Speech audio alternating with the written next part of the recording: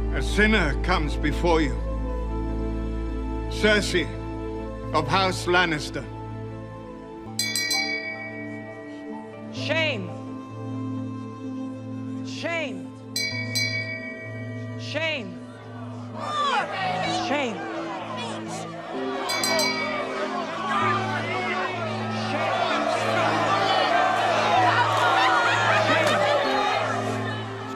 We have to talk about shame. That was a bit of a process. Yeah. Because I was really scared coming back to work at first. I don't think people ever really appreciate. I mean, only people who have been in your position can appreciate the feeling of, being publicly shamed, and they don't really register and then that you don't get to in many ways explain it. Right? No, you can't really. Right. You don't really, because then you have a lot of people going, "Oh, poor you." Yeah. But there is something to be said about hey, that is that's a painful experience, right? Yeah. It's painful to be looked at a certain way and talked about, and you just have to keep that to yourself. You feel like? Yeah, for the most part, I think so. I think it's hard to express. It's painful to talk about, and it's exposing to talk about in a way that's, I'm not sure if it's safe, Yeah.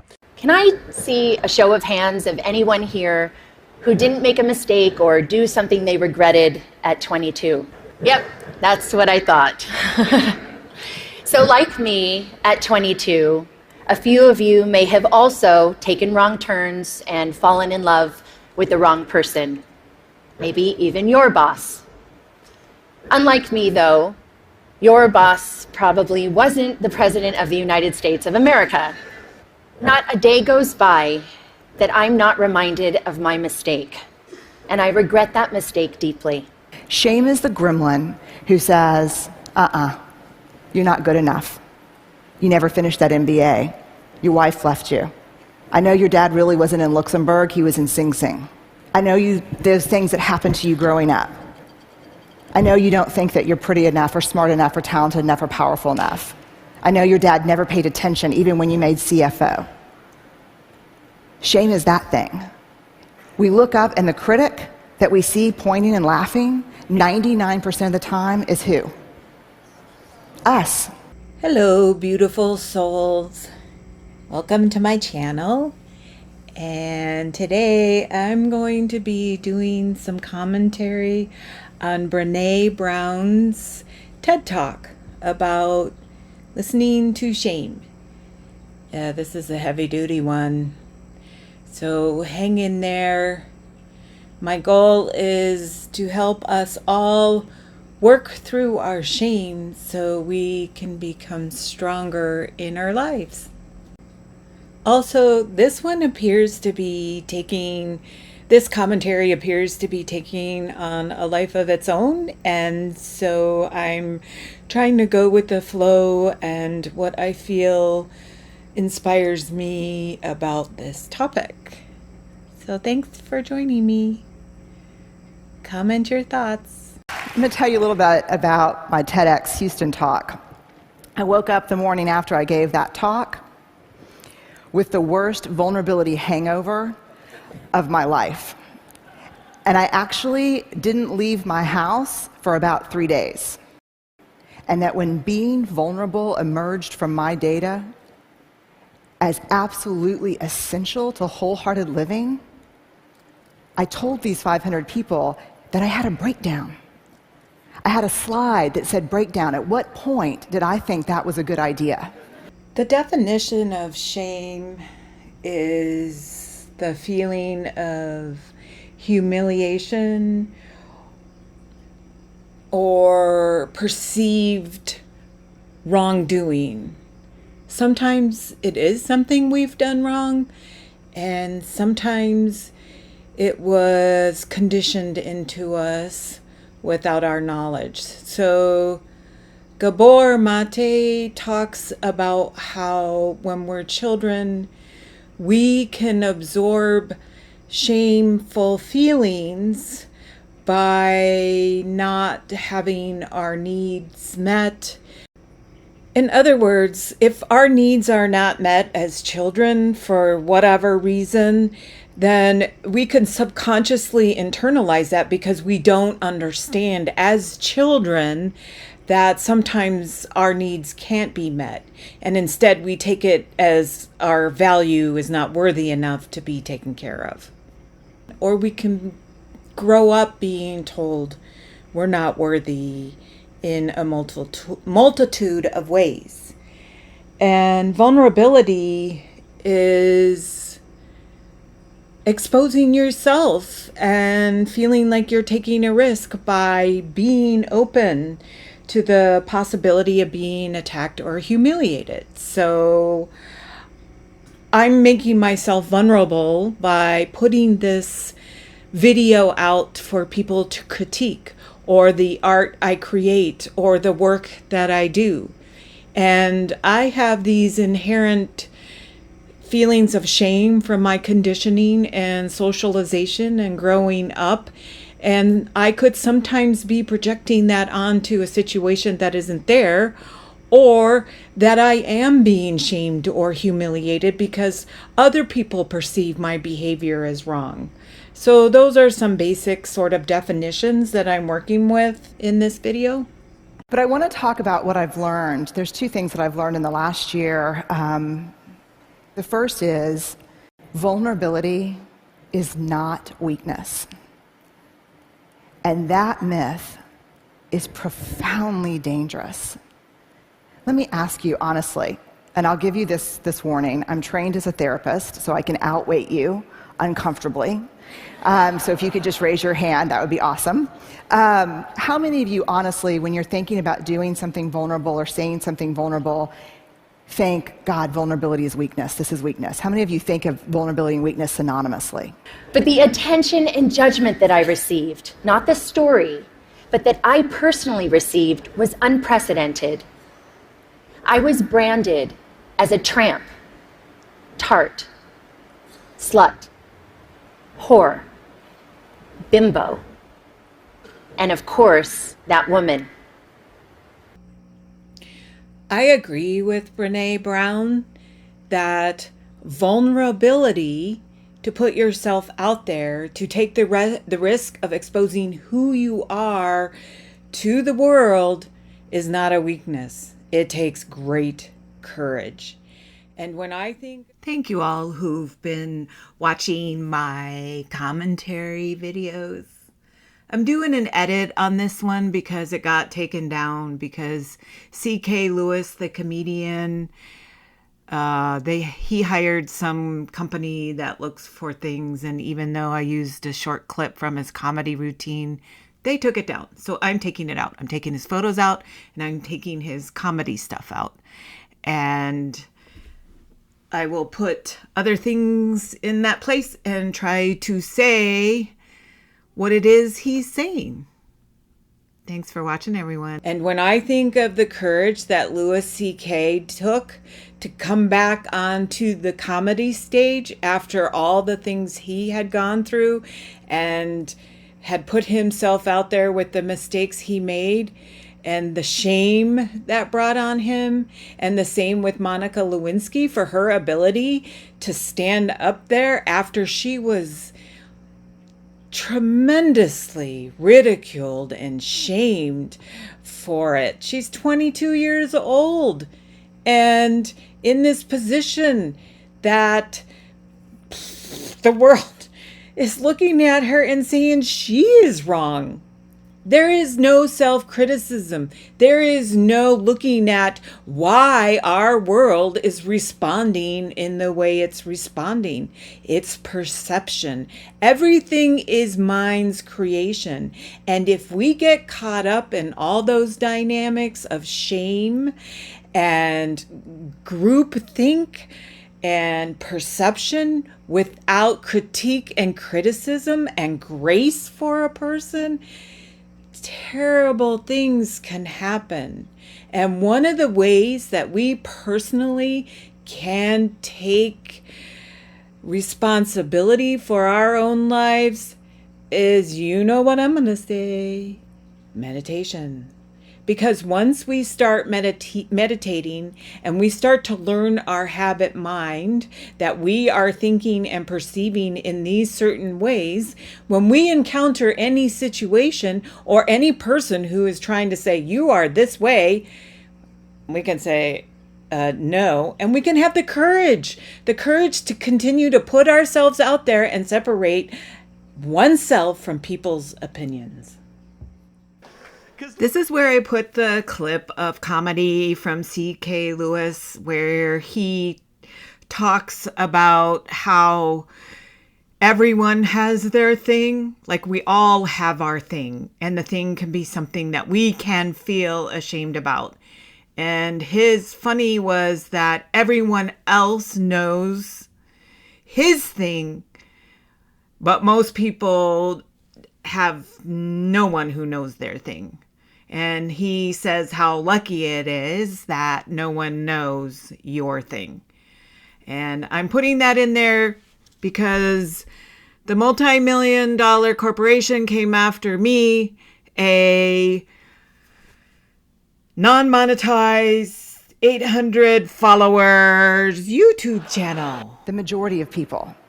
Now let me ask you this question. This past week at TED, how many of you, when you saw vulnerability up here, thought it was pure courage? Vulnerability is not weakness. I define vulnerability as emotional risk, exposure, uncertainty. It fuels our daily lives.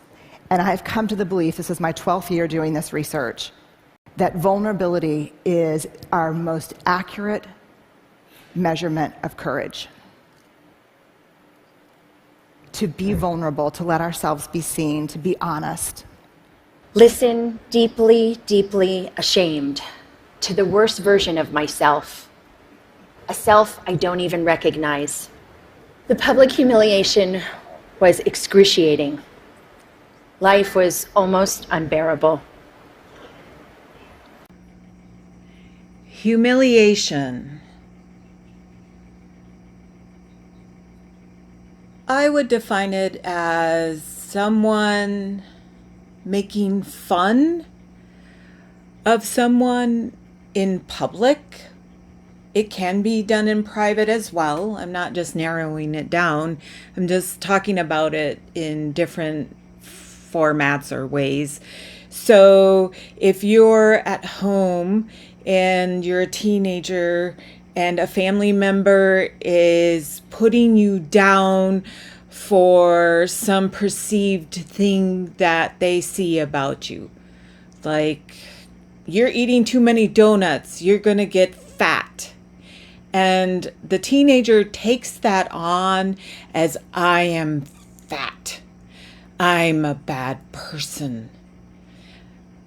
That can get into the consciousness, and it becomes a part of defining oneself as that adjective or word meaning or perception. Sometimes it's done because we're too young to understand that it's the other person's issues, not ours. And even the other person is not their issues. We are not our shame. Those are words. We are brilliant sparks of God. Our original soul is beyond description of beauty. These words that are put onto us are lower vibrational words, and they give us experiences in our life where we have to work our way out of that definition to find our true self. And some of us have to do it in public. And in my personal opinion, in this year of 2023, with the way the cancel culture is, the way that this groupthink is to put somebody down, it's unbalanced trying to right wrongs. But the meaning behind it is taking their own selves, their own shame, and putting it onto somebody else so they don't have to feel their own personal wounds. We all need to be healed. And the only way that we can be healed is to look at it as clear as we can and to understand that it is our true self that is real. One of the weird things that's happened is after the TED explosion, I got a lot of offers to speak all over the country.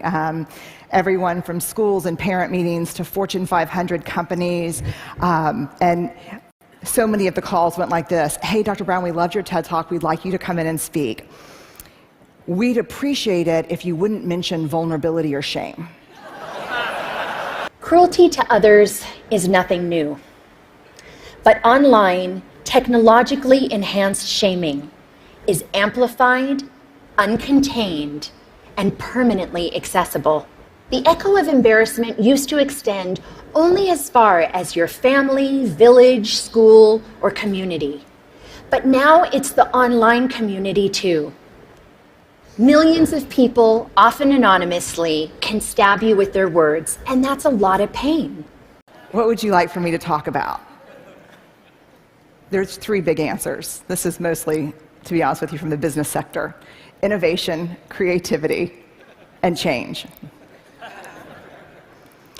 So let me go on the record and say, vulnerability is the birthplace of innovation, creativity, and change.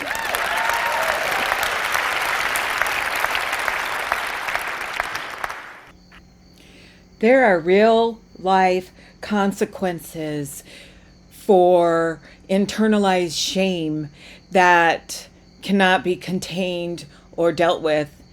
Monica Lewinsky, in her talk, shared a story about Tyler Clementi, an 18-year-old whose roommate filmed him being intimate with another man and then put the video out and showed others. And the ridicule and the online and in-person results caused Tyler to take his own life at the age of 18. If we cannot heal our internalized shame or the shame that was put on us by another, there are real consequences. It's a consequence to our health, to our well-being, to our success in life, to our thinking we are not good enough. We do this to ourselves if we take it on.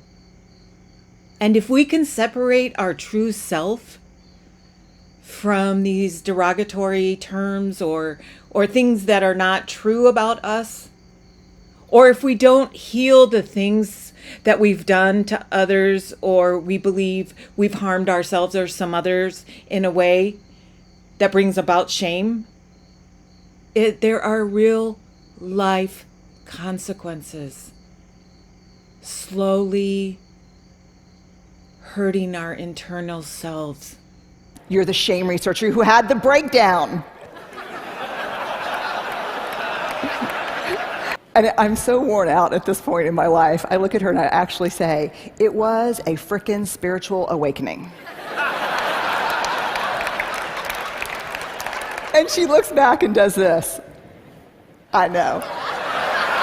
And she said, we watched your TED Talk in my book club.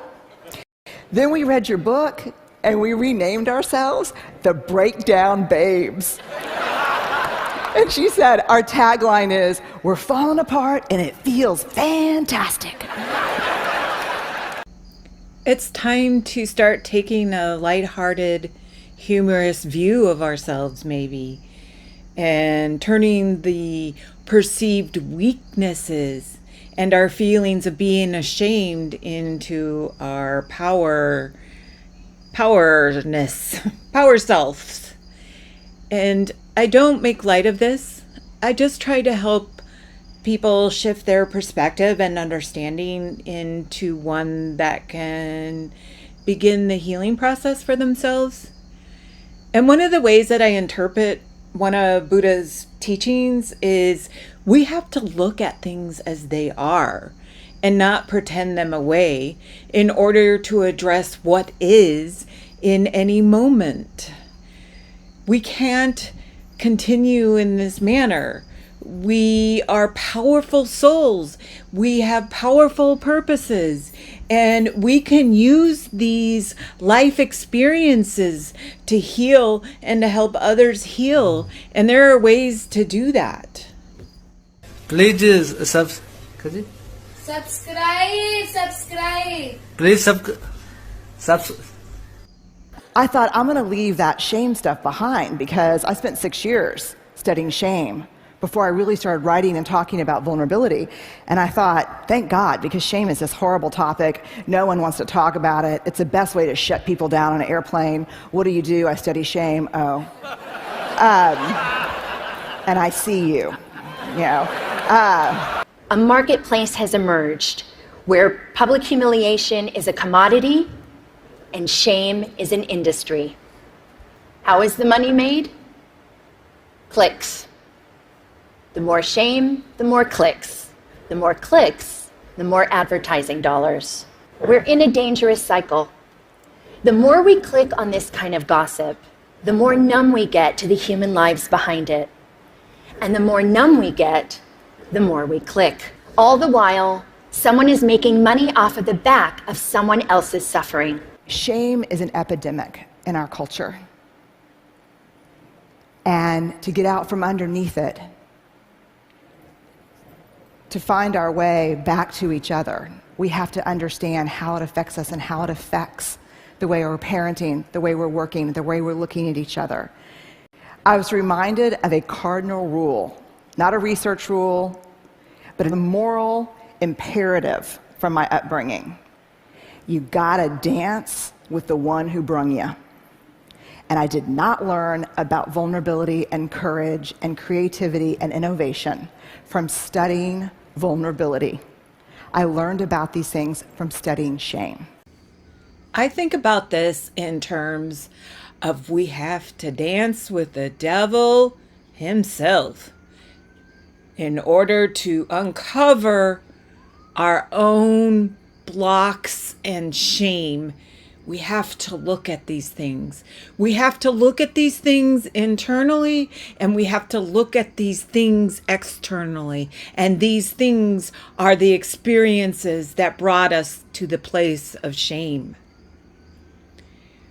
We currently are in this festering wound of a collective consciousness. And I see it as people who can make themselves feel better by making someone else the problem.